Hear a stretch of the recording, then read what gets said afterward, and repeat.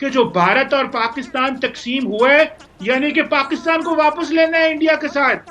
ये है सोच इनकी। आप कश्मीर की बातें कर रहे हैं, ये तो होगा, यानी कि पाकिस्तान को वापस लेना है इंडिया के साथ। ये तो होगा। भैया मेरा मुंह तो निकल गई, क्या बताऊं भैया। ये तो नीरज हमारे यहाँ बॉलीवुड में एक डायलॉग है बड़ी अच्छी सी कि दूध मांगोगे खीर देंगे, कश्मीर मांगोगे चीर देंगे। तो कश्मीर का ख्वाब पाकिस्तान निकाल दे अपने। अच्छा,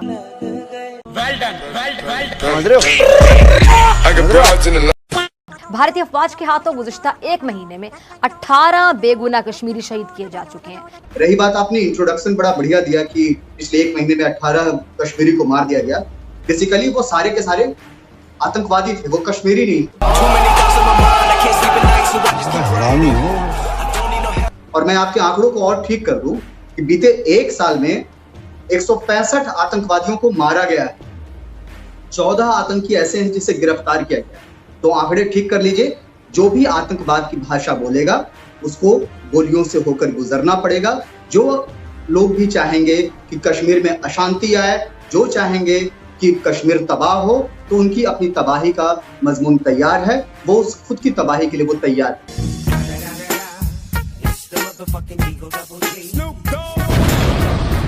सही सही। आपने सबसे पहले घबराना नहीं है।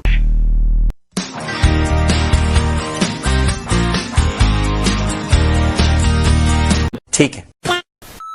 देखिए, जब से भारत ने कश्मीर का स्टेटस बदला है 5 अगस्त 2019 से, तब से ऐसे लगता है कि कश्मीर का कोई वारिस नहीं है।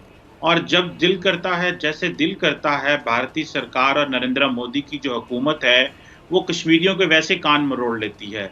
तो ये तो अब होगा, क्योंकि कश्मीर को वो ना तो दुनिया कश्मीर की तरफ देख रही है, मुस्लिम दुनिया भी खामोश है, इंटरनेशनल बॉडीज ने ये समझ लिया कि भारत से अब कारोबार करना है। पाकिस्तान की सरकार ने भी कश्मीर से इतना ध्यान नहीं दे रही, क्योंकि नरेंद्र मोदी ने इंडिया को वो कहते हैं जी हमने बड़ी मार्केट बना दी है।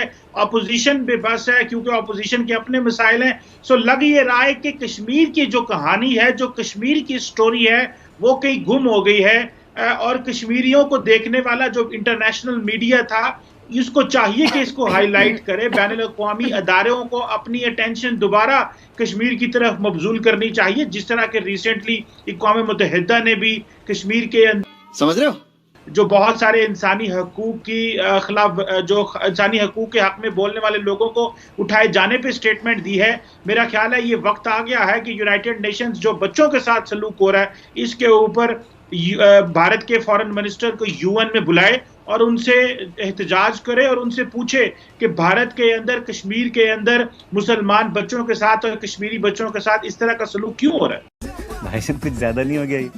मतलब कुछ भी। अच्छा नीरज, जैसे कि आप लोग जब भी प्रोग्राम में आते हैं, कश्मीर के हवाले से बात होती है, तो जो भारतीय जो भी ख़ासतौर पे जर्नलिस्ट होते हैं, जो भी शिरकत करते हैं, तो उनका ये मौक़िफ़ होता है कि जी ऐसा बिल्कुल नहीं है। यानी आप लोग ये साबित करने की कोशिश करते हैं कि कश्मीर के हवाले से जितनी भी इस तरह की खबरें आ रही हैं, हालांकि कश्मीरी मेहमान भी इसी प्रोग्राम में आपके साथ मौजूद होते हैं, आप उनको भी डिनाई कर देते हैं। आप कहते हैं कि गलत आप कह रहे हैं। आपका मीडिया ये रिपोर्ट करता है कि उनको पत्थरबाज कह दिया जाता है, जो कि फ्रीडम फाइटर्स हैं, वो लड़ रहे हैं, वो बाकायदा जंग कर रहे हैं, आज़ादी के लिए नहीं रहना चाहते वो भारत के साथ। भारत ज़बरदस्ती काबिज़ है, ज़बरदस्ती वहाँ पर जुल्म किया जा रहा है। लाखों की तादाद में आपकी सेना है वहाँ पर, आपकी फौज है वहाँ पे जो उन पे जुल्म कर रही है। आपको उनका जज्बा नजर नहीं आता। और सबसे बड़ी बात कि नरेंद्र मोदी क्यों नहीं जाने देते वहां पे उन लोगों को जो कि न्यूट्रल सहाफत करते हैं, सही सहाफत करते हैं, येलो जर्नलिज्म नहीं करते हैं। वहां पे उनको जाने दें कैमरों के साथ, और दूध का दूध पानी का पानी हो जाएगा। वहां पे भी फिर आप लोगों की अपनी मर्जियां चलती हैं, यानी फेवरेटिज्म चलता है। जो दिखाना चाहते हैं सिर्फ वो दिखाया जा रहा होता है। और इस हवाले से राहुल गांधी साहब भी खुलकर बात कर चुके हैं। मेरे ख्याल से इस पर आप मुझे ये नहीं कह सकते कि ऐसा हुआ ही नहीं। मैं पप्पू हूँ, मैं पप्पू हूँ, मैं पप्पू हूँ। और 50 रुपया कट ओवर एक्टिंग की वजह से। देखिए, मुझे फिर से आपने ऐसा सवाल पूछा, मुझे खुद में हंसी आ रही थी। एक सवाल का जवाब दीजिए। बलूचिस्तान में जो आतंकवादी जो गुनाह कर रहे हैं, क्या वो फ्रीडम फाइटर्स हैं?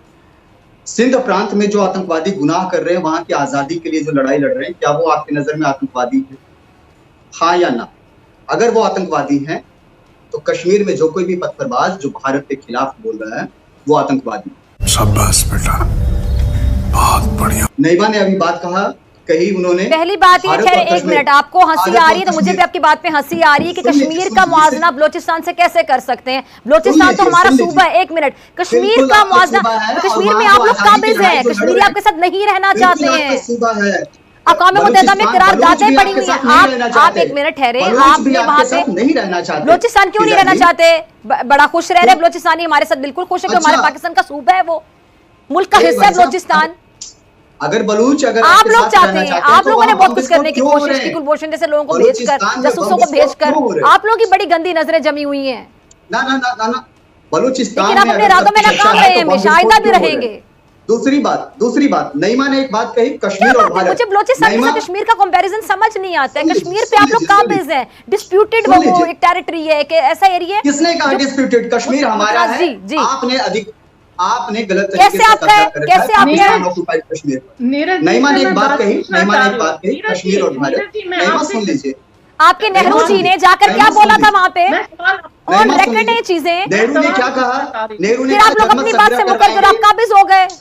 आप पढ़ लीजिए, यूनाइटेड नेशंस के जो 3 नियम आए थे, तीनों नियम को अच्छा बताएं क्या था? मेरी बात सुने, क्या आपने उन लोगों को हक खुदरादियत देना था, इस्तिस्वाब राय से उनको अपने हक देना था कि वो डिसाइड करेंगे कि वो क्या चाहते हैं? दिया आप लोगों ने वो हक? डॉक्टर फिजा खान सुन लीजिए, आप मेरे सवाल का जवाब दें, आपने वो हक दिया? जनमत संग्रह के लिए हम आज भी तैयार हैं। आपने वहाँ पे सेना भेज दी, बंदूकों के साथ, गोलियों के साथ, पैलेट गन्स के छर्रों के साथ, उनकी बिनाई छीन रहे हैं, उनको मार रहे हैं। साफ कह तो रहा हूँ। फिर आप उनको पत्थरबाज ना जाने क्या क्या कहते हैं। जनमत संग्रह के लिए भारत तैयार है, बशर्ते पाकिस्तानी फौज पीछे जाए। कभी मना नहीं किया किसी ने, आप कभी पीछे नहीं जा रहे हैं, इसीलिए जनमत संग्रह नहीं हो रही है। मेरी बहन नईमा वहां पर बैठी है, नईमा ने एक बात कही, कश्मीर और भारत। नईमा, जेंडर नॉलेज ठीक कर लीजिए, कश्मीर भारत का हिस्सा है, कश्मीर अलहदा नहीं है भारत से। देखिए, पहली बात तो ये है कि जो बलूचिस्तान है वो पाकिस्तान की एक सॉवरेन टेरिटरी है, जबकि कश्मीर जो है वो पूरी दुनिया मानती है कि एक डिस्प्यूटेड टेरिटरी है भारत और पाकिस्तान के बीच में। ये हम नहीं कह रहे, ये कौम मुत्तहिदा और इंटरनेशनल लॉ कह रहे हैं। अभी मिसाल के तौर पे हम ये तो नहीं कहते कि नागालैंड जो है वो उसके अंदर जो वहाँ पे सेपरेटिस्ट मूवमेंट चल रही है, वहाँ के लोगों को आज़ादी मिलनी चाहिए, नहीं मिलनी चाहिए, क्योंकि वो भारत का हिस्सा हम नहीं कहेंगे। आप बलूचिस्तान के बारे में कहते हैं, आप कहते रहे हैं, आपको हम इजाजत देते हैं, जो मर्जी आप बोले, क्योंकि आपकी बात को कोई सीरियस नहीं लेता। लेकिन अगर नागालैंड में, मिजोरम में, इतनी जो 7 सिस्टर स्टेट्स में इतनी तहरीकें चल रही हैं, तो हम क्या कहें वहां के लोगों को आजादी दे दें? ऐसे तो नहीं चलता ना। लोग अपने हकूक की बात करते हैं, लोगों को करनी चाहिए। बलूचिस्तान की बात तो मैंने आपकी क्लियर कर दी। तो 5% लोग बोलेंगे, 5% लोग बोलेंगे कि आजादी दे दो, तो 5% नहीं बोला था, 95% को सुना नहीं किया जाएगा ना। मैं खामोश रहा था आपकी दफा। मैं अगले दिन सुन रहा था RSS चीफ को, मोहन भगवत साहब को, वो भी ये कह रहे थे कि जो पार्टीशन है इसको अनडू करना है। डॉक्टर साहब, पाकिस्तान के फॉरेन ऑफिस ने स्टेटमेंट दी है इसके ऊपर कि जो भारत और पाकिस्तान तकसीम हुआ है, यानी कि पाकिस्तान को वापस लेना है इंडिया के साथ। ये है सोच इनकी। आप कश्मीर की बातें कर रहे हैं, ये तो जी नीरज क्या कहेंगे? लास्ट कमेंट बड़ा साधारण सा है। उन्होंने बॉलीवुड की बात की। हमारे यहाँ बॉलीवुड में एक डायलॉग है बड़ी अच्छी सी, कि दूध मांगोगे खीर देंगे, कश्मीर मांगोगे चीर देंगे। तो कश्मीर का ख्वाब पाकिस्तान निकाल दे अपने। अच्छा, चिंता मत कर, चेहरे का खोल बदल देंगे। इतिहास की क्या हस्ती है, पूरा भूगोल बदल देंगे। धारा हर मोड़ बदल कर लाहौर से गुजरेगी गंगा, इस्लामाबाद की छाती पर लहराएगा भारत का झंडा। रावलपिंडी और कराची तक सब कुछ गारत हो जाएगा। सिंधु नदी के आर पार पूरा भारत हो जाएगा। फिर सदियों सदियों तक जिन्ना जैसा शैतान नहीं होगा। कश्मीर तो होगा, लेकिन